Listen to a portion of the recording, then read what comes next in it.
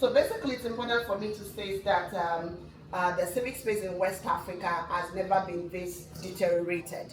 I should say that as far back as 2017 was probably the last time that we had a, relatively peaceful West Africa, that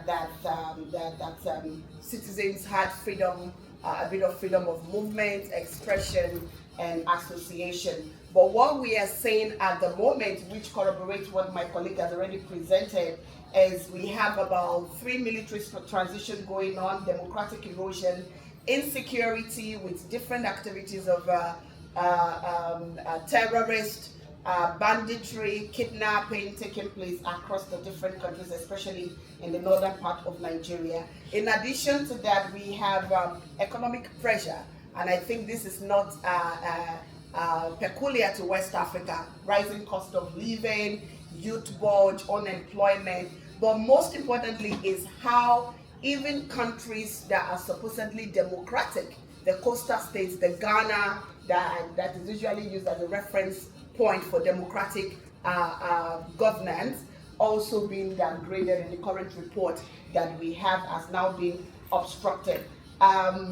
It's also important for me to state that there's been a lot of high-handedness from the part of government, especially within the military regimes of Mali, Niger, and Burkina Faso. In recent months, we have seen total ban in very critical organizations, especially those working around social justice in Mali, in Burkina Faso. And just this morning, I was just informed that the government of Mali recently instituted a new policy which requires an average NGO to pay 10% of their grant, regardless of what is coming from, to government to service monitoring of whatever program. So the situation is quite dire, and it is happening at a time where the West, at the time when the Western world are no longer the reference point for democratic strengthening, democratic practices, or even social justice.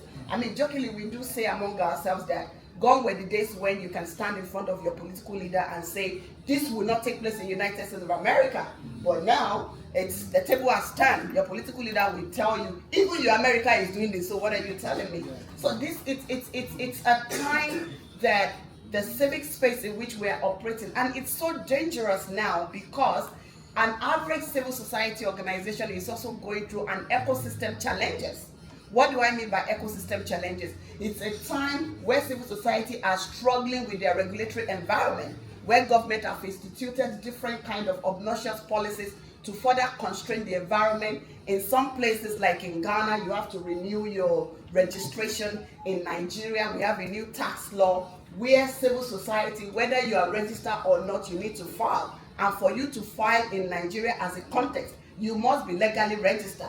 So whether you are operating in a local community at the state level or national level, you must be registered. And the registration we are talking about is burdensome, whereby you have different layer, multi-level, registration processes.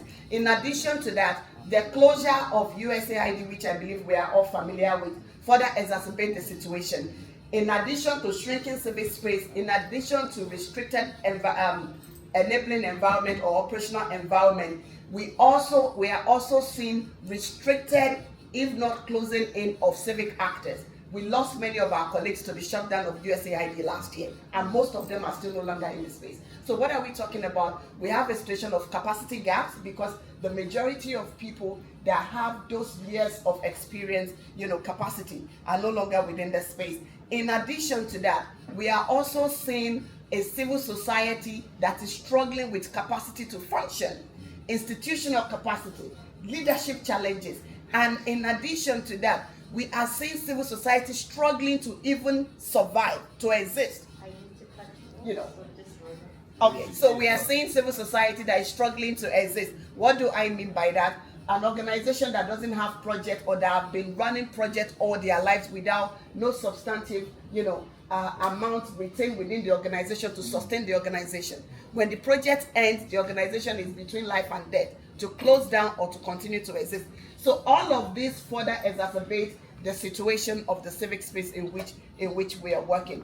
And I don't want to belabor the point around how civic leaders are becoming target of government, because it's very easy. Once you pick the leader, you scatter the ship, if you get what I mean. And I mean, it's so serious in West Africa that today you can barely make a statement without you becoming a target. So digital security, digital cyberbullying, digital insecurity is becoming a ready tool for government to use, in as much as you feel that the physical space is becoming increasingly difficult to operate in, and you want to move to the digital platform. Government is waiting for you there. We are seeing increased surveillances, on the work that you do. We are seeing people becoming targets. So it's really a death situation that we find ourselves in.